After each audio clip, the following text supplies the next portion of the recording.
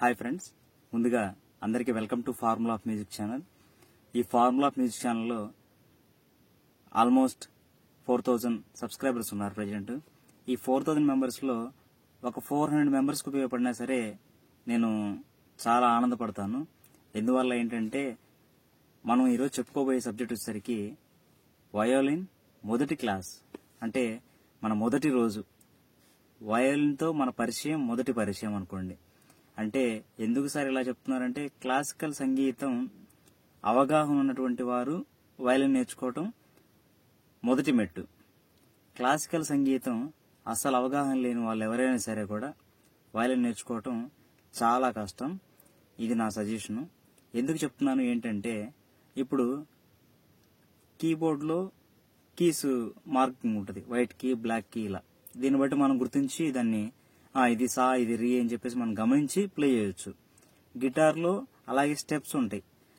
ఈ స్టెప్లో first note, second స్టెప్లో ఫోర్త్ నోటు, ఇలా చెప్పుకుంటే మనం దాన్ని ప్లే చేయొచ్చు. అలాగే వీణకి అలాగే ఉంటాయి. ఈ విధంగా ఫ్లూట్కి హోల్స్ ఉంటాయి. ఆ హోల్స్ని మనం యూజ్ చేసి ప్లే చేయొచ్చు. కానీ వయలిన్లో కంప్లీట్గా బ్లైండ్ అనమాట, ఫుల్ బ్లాక్ బోర్డ్.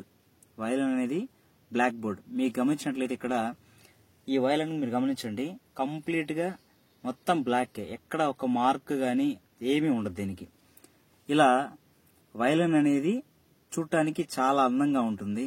అలాగే దాన్ని ప్లే చేద్దామంటే చాలా ఇరిటేషన్ వస్తుంది అనమాట. అంటే ఇరిటేషన్ అనకూడదు దాన్ని, అంత కష్టతరమైనటువంటి ఇన్స్ట్రుమెంట్. కానీ ఆ వయలిన్ ప్లే చేసిన తర్వాత ఆ ఫీల్ని ఇంకే ఇన్స్ట్రుమెంట్లో మనం ఎంజాయ్ చేయలేమన్నమాట. ఒక వయలిన్, ఫ్లూటు, వీణ, ఇటువంటి ఇన్స్ట్రుమెంట్స్ ఏవైనా సరే చూడటానికి బాగున్నా ప్లే చేయడం చాలా కష్టమైనటువంటి ఇన్స్ట్రుమెంట్స్ ఇవి. అదే రిథమ్ ప్యాడ్స్ ఉంది, విత్ ఇన్ 3 months మనం హ్యాండ్ మూవ్మెంట్ వచ్చేసినట్టు ప్లే చేయొచ్చు. కీబోర్డ్ ఉంది, 6 months కరెక్ట్గా బేసిక్స్ తెలుసుకున్నామంటే ప్లే చేయొచ్చు.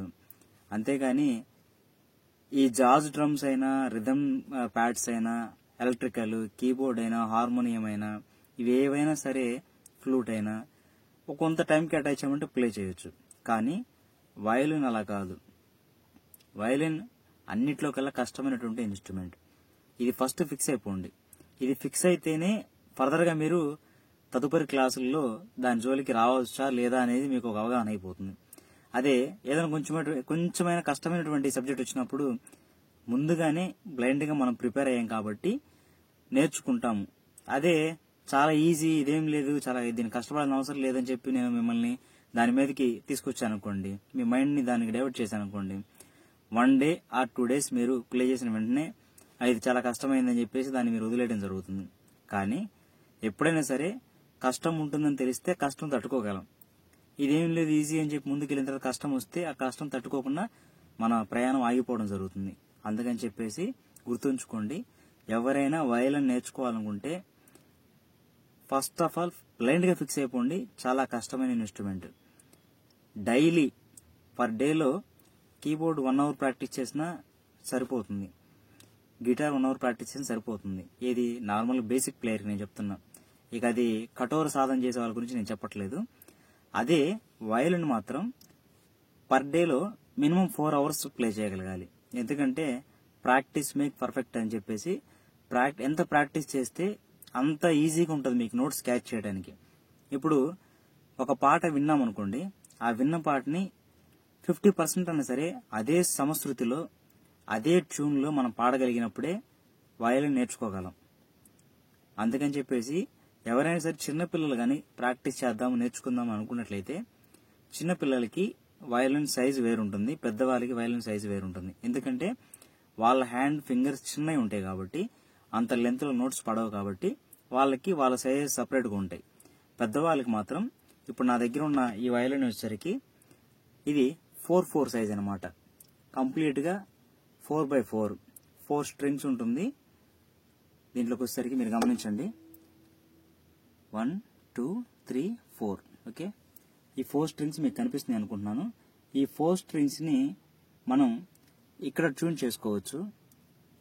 ఒక 2 స్ట్రింగ్స్ వచ్చి దీంట్లో, ఒక 2 స్ట్రింగ్స్ వచ్చి దీంట్లో కనెక్షన్ ఇచ్చి ఉంటుంది. మనం ఈ 4 స్ట్రింగ్స్ మీకు కనిపిస్తున్నాయి కదా, ఇది ఇదే మళ్ళీ బాగా ఎక్కువగా టైట్ చేయాలంటే ఇక్కడ వాడతాం మనం ట్యూన్ చేసేటప్పుడు. లిటిల్ బిట్ దగ్గరగా ఉన్నప్పుడు ట్యూన్ చేయడానికి ఈ ప్లేస్మెంట్ను వాడతాం మనం. ఓకే, అందరు చూడండి. దీన్ని బ్రిడ్జ్ అంటారు. ఫిమేల్స్ కోసం ఎప్పుడైనా సరే ఫిమేల్స్ గాత్రం జి పంచమంలో ఉంటుంది. ఆ పంచమంలో వాళ్ళకి మనం ప్రాక్టీస్ చేయడం జరుగుతుంది. మేల్ వాయిస్ అయితే ఆటోమేటిక్గా వారి వారి గాత్రాలను బట్టి మనం ప్లే చేయడం జరుగుతుంది. కానీ వయలిన్ మాత్రం అలా కాదు. Keyboard on the spot singer ఎక్కడ పాడితే అక్కడికి వెళ్ళిపోవచ్చు, కానీ వయలిన్లో అలా వెళ్ళటం చాలా కష్టం. వయలిన్ ఫస్ట్ మనం ట్యూన్ చేసుకోవడం తెలుసుకోవాలి. వయలిన్ ట్యూన్ చేయడం చాలా కష్టం. అది ట్యూన్ చేశామంటే ఆల్మోస్ట్ ఫస్ట్ స్టెప్ కంప్లీట్ అయిపోయినట్లే. వయలిన్ ట్యూన్ చేయడానికి కొన్ని యాప్స్ ఉన్నాయి ఎలక్ట్రికల్గా. ఇప్పుడైతే, గతంలో ఉండేవి కాదు. గతంలో సరిగమ పదనిస స్థానాలు తెలిసి ఉన్నట్లు అయితేనే, ఈ సప్తస్వరాల స్థానాలు వాళ్ళకి మైండ్లో రిజిస్టర్ అయినట్లయితేనే దాన్ని ట్యూన్ చేయగలిగేవాళ్ళు. ఇది ఎక్కడ పలుకుతుంది, ఎక్కడికి రావాలని చెప్పి వాళ్ళు ఆ మైండ్లో ఆ స్థానం అనుకుంటూ ఇక్కడ ట్యూన్ చేసుకోవడం జరిగేది. ఇప్పుడు అంత అవసరం లేదు. గిటార్లు అయినా సరే కూడా ఎలక్ట్రికల్గా పెట్టేస్తున్నారు ట్యూన్ చేసుకోవడం. కింద పెడల్స్ వాడేవాళ్ళు ఉన్నారు.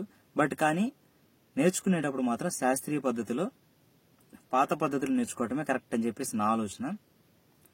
నెక్స్ట్ వీడియోలో మళ్ళీ కలుద్దాం. Thank you.